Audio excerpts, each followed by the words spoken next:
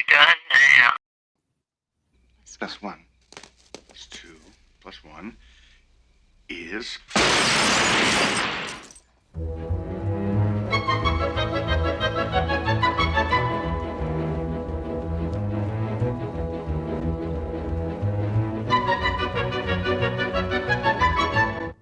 In the dark, the murderer ran across the hall to the study, picked up the rope and a lead pipe, ran to the billiard room, strangled Yvette. Ran to the library, hit the cop on the head with a lead pipe. Then, coming out of the library, the doorbell rang. It was a singing telegram. The murderer picked up the gun where Yvette dropped it, ran to the door, opened it, recognized the girl from her photograph, shot her, and then ran back to the cellar. The cellar! Yes. But Colonel Mustard wasn't in the cellar. No. But you were. So? You murdered them all. You were the person who was missing when the cook and Mr. Body were murdered. And the cook used to be your cook. Don't you remember?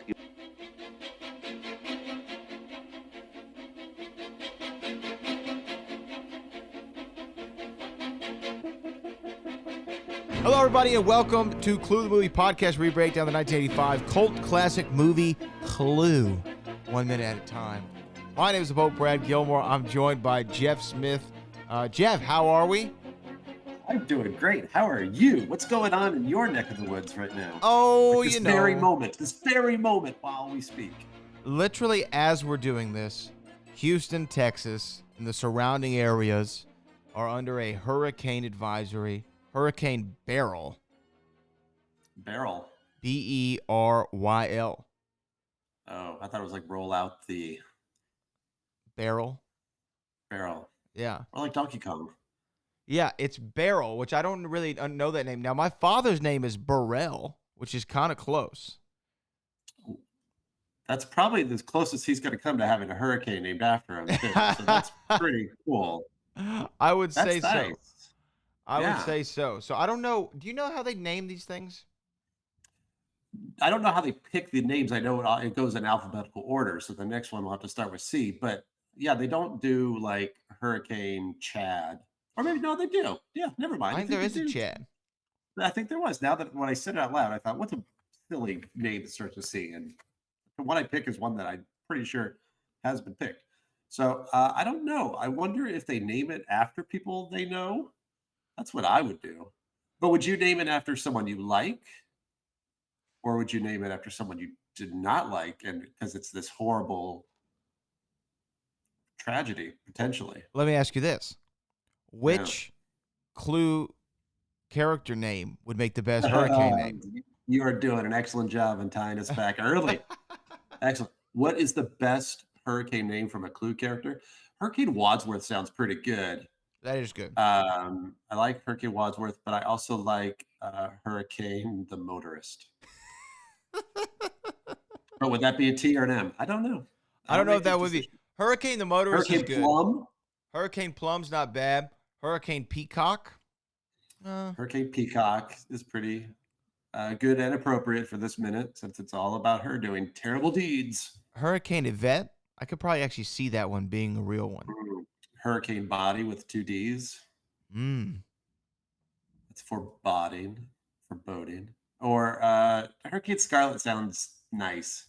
A little Hurricane too nice. Scarlet sounds like a dessert. Hurricane Green Or an ice cream. Not good. Hurricane Green sounds like a drink. Yeah.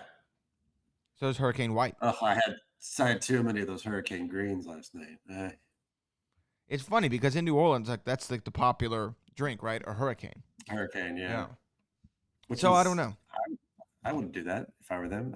I guess it'd be like having an earthquake be a popular drink in California, or mudslide, or wildfire, or all the other things. Yeah, all the other things that people love too when they find out you're from California in other states. Love to tell you how much they hate California. It's the strangest thing. When I lived in Massachusetts, I would say, "Oh, I'm from California." They go, "Oh, it's the worst." I go, "Nice to meet you," also, and then they just do mudslides, fires, and earthquakes. Boom, boom, boom. I go, "Yeah." Boston's never had any issues, so good on you guys. You're all fine. Yeah. It's but look, we're doing the Clue the movie podcast during a hurricane, which shows you our dedication to this very thing.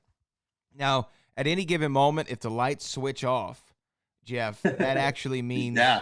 we're not close to the end of the movie. It means it's the end of the podcast. This means another ending's going to start, and then all of a sudden, a different co-host is going to appear on the screen and go, "That's who could have been on." And then all of a sudden, John Hatch shows up, and he says, "Let me tell you about this real Clue history." That's what they could have talked about, Yeah, but how instead they about talked about actual Seinfeld. minute?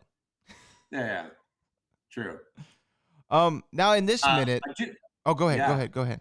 No, I was going to say, we almost got to the minute, and I was going to say real quick, I haven't told you about this other than this was something that was potentially going to happen. There's a very wonderful listener named Michael Wasala who has created his own bit of Clue merchandise, which he was kind enough, he didn't need to, but he asked us because it's a phrase that we have coined here on Clue the Movie podcast. And he has sent me, and I feel bad because he sent me 4 of these Cluvian keychains, which I'm now showing Brad right now. It's in the font of the movie, and it says Cluvian. It's white on black. It's very exciting. He sent me 4 of these. I'm supposed to send 2 to you. I think he tried to contact you on Instagram, but it's from someone you probably aren't following on Instagram, so that doesn't always arrive. But he sent me this like a week ago, maybe. I'm not good at getting my mail. I don't go out and get my mail every day. And I haven't even told him yet that they've arrived and said thank you. But he is going to start selling these through his website, Black 8 Studios. That's the number 8.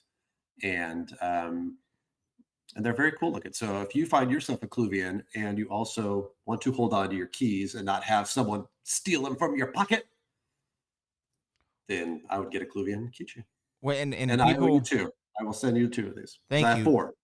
Thank you. Please do that because I will put it on my keys instantaneously. And remind people they can get it where? Black 8, the number not spelled out 8, black8studios.com. Michael Wasala. black8studios.com. Well, great. Yeah, no. We are. Look, and here's the thing. We say we coined the term. This is a term you came up with. I couldn't remember who did it because I know in a very early minute of the podcast we were trying to come up with what we call Clue fans, and I don't even know if necessarily it was me. It could have been you. I think it was you, but here's the description, by the way, on the website. Let everyone know your devotion to the cult classic. 3D printed out of TPU. This durable and flexible keychain will not only be comfortable in your pocket, but looks great for years to come. Special thanks to Brad and Jeff at Clue the Movie Podcast. It's official. Look at that. That's the audience. So thank you, Michael. Yeah, hey, sometimes a laugh from just one person is enough.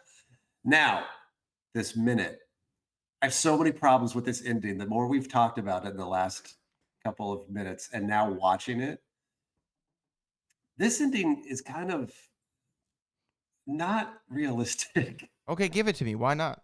And I feel bad. We're starting kind of negative. However, Wadsworth's description of what the killer is doing before he reveals that it's a peacock is a lot of running.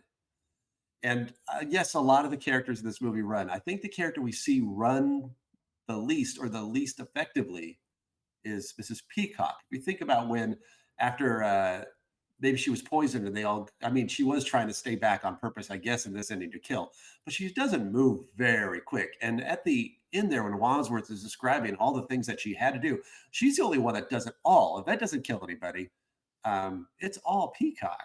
And that's, I guess. You're saying that it's physically improbable. Is that what you're saying? It's physically, like if all of a sudden, even when he pulls her over to say the cellar, he's really like almost kind of hoisting her over there, and then she doesn't even run there. And we'll see in the next minute when she has to leave the house in a huff. He doesn't go that fast there either. So I'm saying good on her, and she must have been saving her energy in a lot of the movie so she could be running around to commit all these murders really fast. So I don't know. This one's not for me. I don't enjoy Peacock as the murderous mastermind. I don't enjoy her as that because to me, Scarlet, no brainer. You see it. Right. I mean, it makes sense. It plays with her character. Mrs. Peacock, not as much. It's interesting the physical character or the physical aspect you brought up. That is she physically able to do these murders? And what's interesting about that is that's like actually a real thing in a murder trial, right? Like they talk about the actual physicality. Did the accused actually have the ability to do something such as this, which is a defense.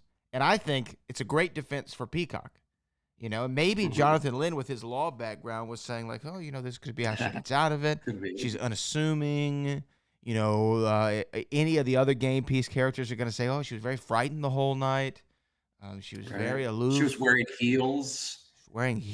And a lot of running to have to do in loud shoes too. So all that sneaking in the hallway when they're in other rooms, I don't know. It's improbable.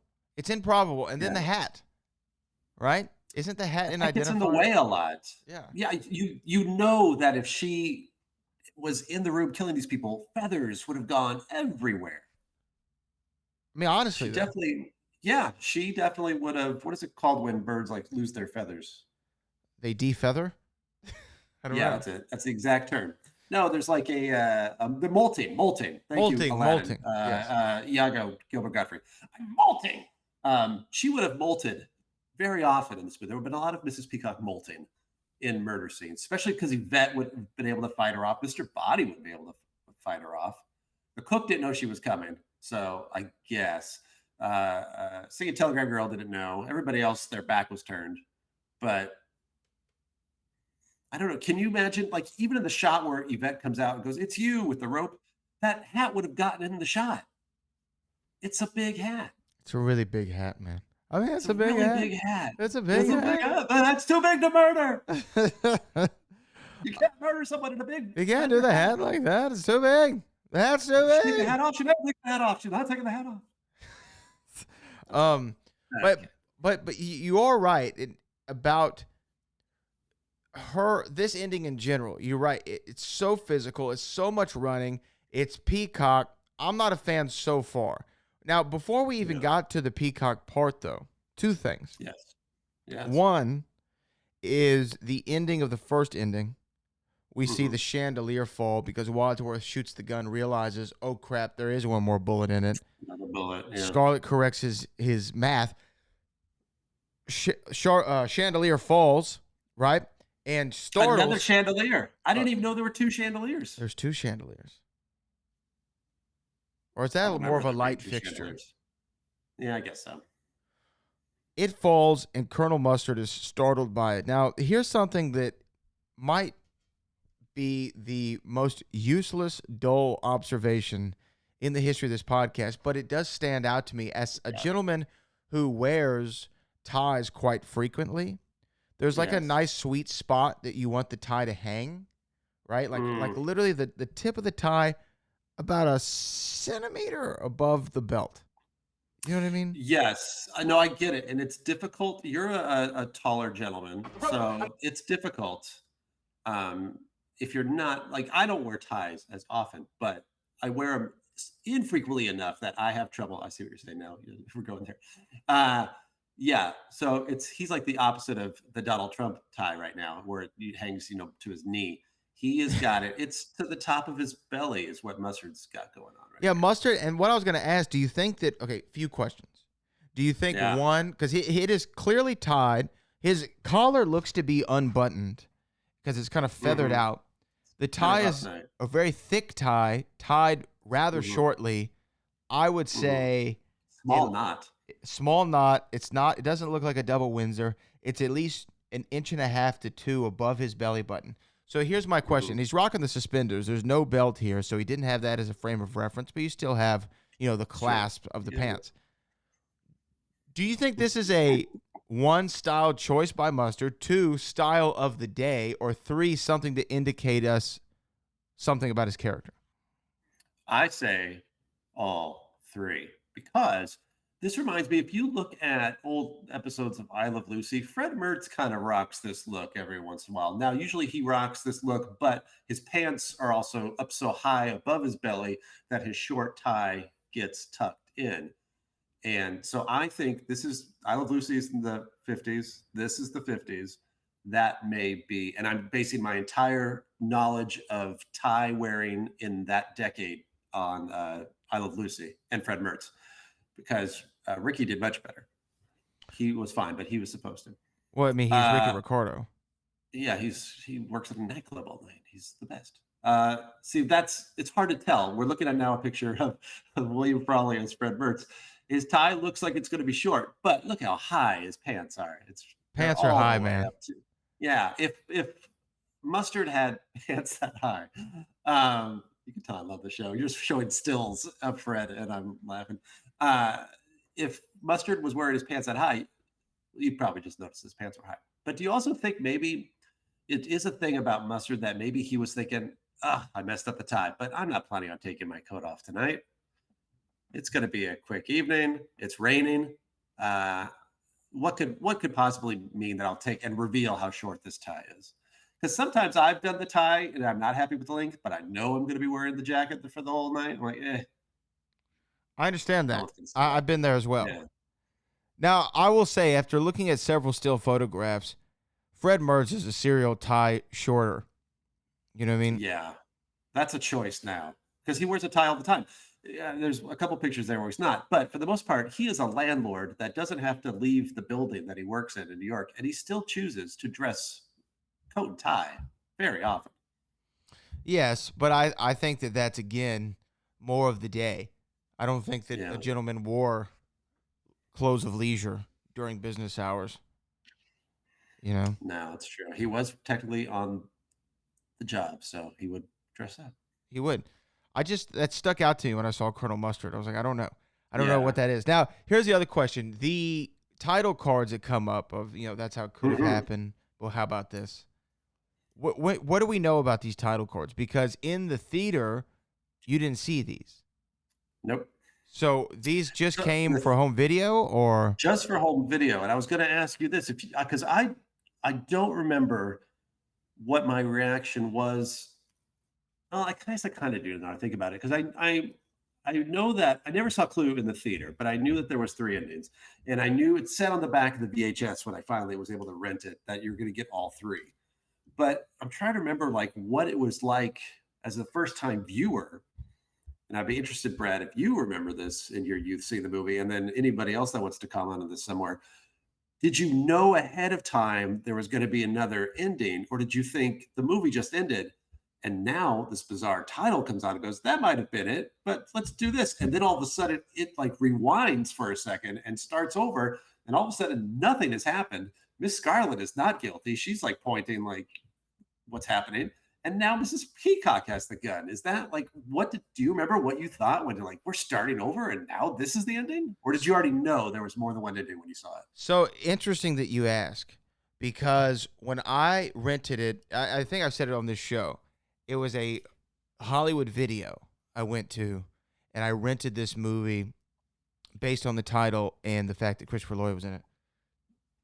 And it was a DVD. This is now, you saying this has really sparked a very distinctive memory of the first time watching this. Now, I don't have the play-by-play thought process of seeing the finale for the first time, but I do remember this. I remember putting in the DVD, and I remember it said, when I put the DVD in, it said, do you want to see the theatrical version with a random ending or the home video version? Oh, it gave you a menu that said, There's a menu which version option. are you about to play? DVDs, when they used to have cool special features, what version do you want to watch? Okay. So I remember watching the home video version for the first time. So I guess I had an inkling something odd was going to happen. Right. There's going to be some sort of multiple endings of some kind. But I did not know about the title cards. Now, the title cards are also they're not even 1950s. No, they're silent movie. They're silent movie style. era. So it's actually not accurate for the time. It works for the movie and it works for the score. The score is already, score from the step-by-step scene where Wadsworth is taking everybody around the house. So it's stuff that was already composed for the movie. But yeah, it is done with that old silent movie frame with the Clue font. Yeah. It's very economic. I will say that it was not an expensive way to add the endings to it. It's just here's this. But do you know anything about the ending and like why they chose to do it that way, or do you know anything about that? Was that a Lynn decision, or? I believe so. I think he even will say now that he wishes that's how it was released in the theater in the first place, because famously the gimmick that John Landis came up with having people go see the movie multiple times because the ending is different never worked. So it's also in retrospect. Like even when I interviewed Michael McKean, he said, I don't know. Like I could see how people are like, what are you trying to pull here? Like, why you just want more of our money? So everybody now, even like Leslie Ann Warren said, I think the three endings confused people. Even so now, but it's very easy to say when the movie didn't do well, like, oh, that was terrible. Because I remember at the time thinking that's pretty cool that the movie has multiple endings. And I think they probably, even if they weren't sure, I don't think they were thinking, oh, this is going to ruin it. They just thought, okay, well, that's different. We'll see. No one's done it. And then for the home video, the movie wasn't a hit, so I don't think they could play on the gimmick and get people they weren't going to have 3 different VHS copies with 3 different endings. So I think I'm glad they did all 3, because I guess you could have, in a different universe, decide, well, let's just pick one and that's the ending. Yeah. Before, because this is also in VHS days, they didn't have special features or anything. They were never behind the scenes on movie VHSs or anything like that. So this was like a weird having alternate ending that you would see later on DVD. So even when Clue came out on DVD, it wasn't unusual to have a different ending because some movies just had endings they didn't use. But yeah, I think that was the only way they could do it. I think the order they chose is interesting because I do agree with you that Scarlet going before Peacock takes away from Peacock. Mm-hmm. It does. It was strong and made sense in this one, but maybe that's why they kind of shoved it in the middle, because it does go by really fast. They don't explain much, and like we've talked about in previous shows, they don't show flashbacks to show you her running around. They just go, she did, and she's leaving now. We did call the police and go, and we'll sing, and out you go. Like right. It's quick. It's like this one feels like we came up with 2, and what's the third?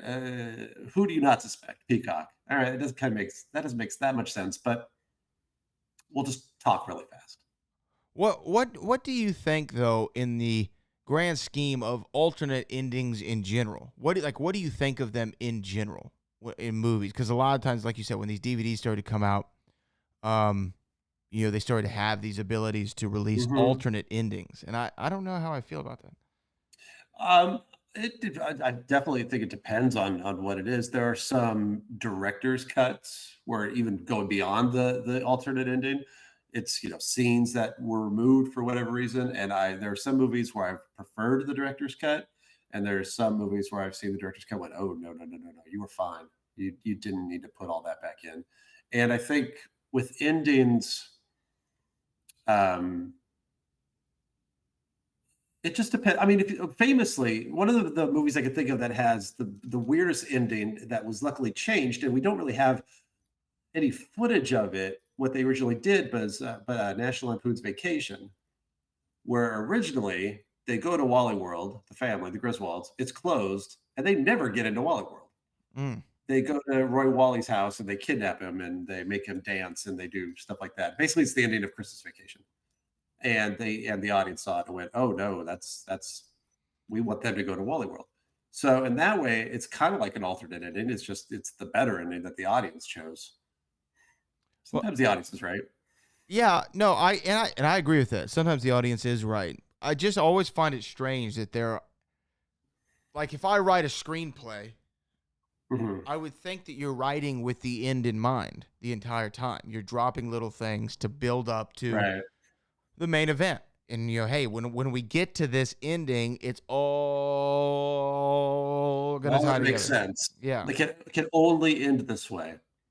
But at the same time, I say that, and I remember watching an alternate ending to the Rocky Balboa film in which he wins the fight.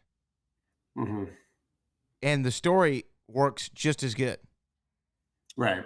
With him winning the fight, and it doesn't change anything. But that's kind of like a... Because his victory isn't whether or not he wins the fight. It's kind of like the Bad News Bears.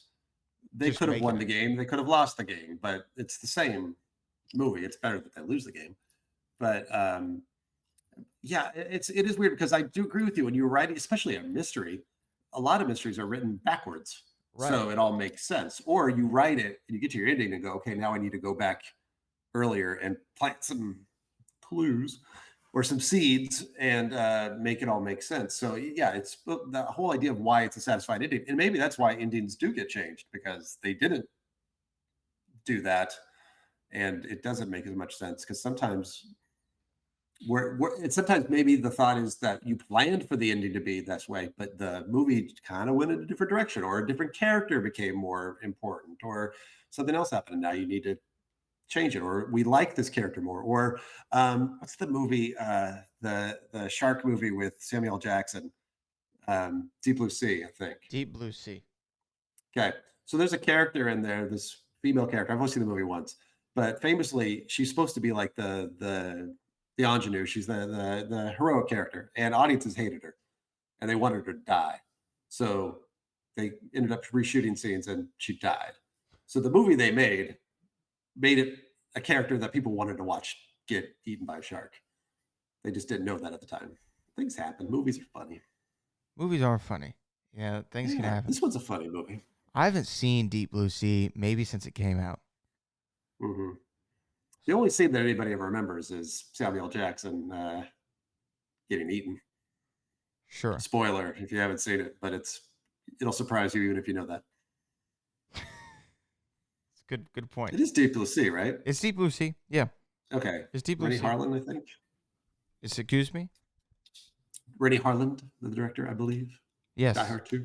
Harlan. Adventures of Ford Fairlane. Harlan. Rennie Harlan. No what D. did I say? Oh, Harlan. Lynn. Got it. Yeah, exactly.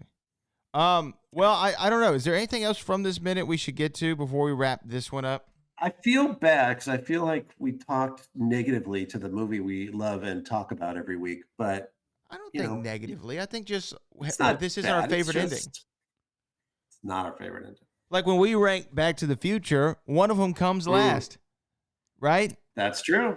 It doesn't mean we don't like it. It's just out of the other options, it's not as strong. Out of the three endings, out of the three endings for me, this is 1885. You son of a gun. I know it's your favorite. That's where Brad and I disagree on our favorite Back to the Futures. There's a difference between which one is the best and which one's my favorite, right? Mm-hmm. There's a difference. No, I know why people of a certain age prefer the sequels to Back to the Future.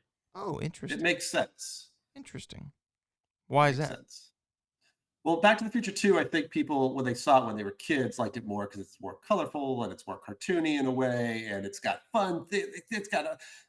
Everything's flying, and there's skateboards that fly, and that's fun. So that part's all cool.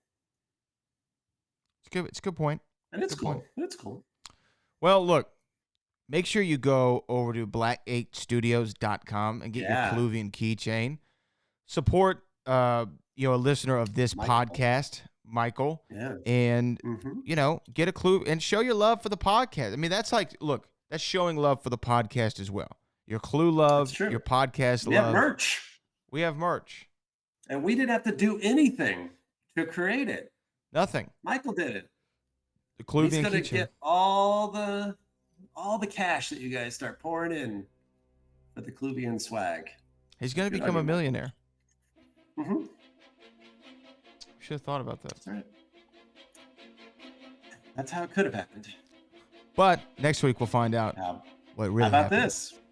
Yes, next week we'll find out what really happened because we will be jolly good fellows. That's right. On So, minute 86. minute 86, a Clue movie coming up. That's Jeff Smith. I'm Brad Gilmore. A hurricane is still a-coming, but we made it through this episode. We made it through. Good job. And we'll talk to you next week.